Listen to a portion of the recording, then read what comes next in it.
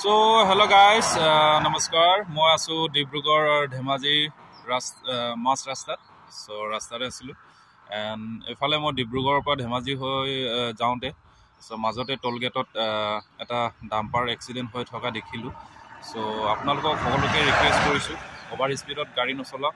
লাহে লাহে চলাব লাগে সেফটি চাই সো মানুহৰ জীৱন থাকিলে সব থাকিব গাড়ী থাকিব মটৰ থাকিব চলাব পাৰিব জীৱনো চলিব সো সেফটি ধ্যান দিয়ক তাকে আপোনালোকলৈ ৰিকুৱেষ্ট কৰিলো সো জয় অসম।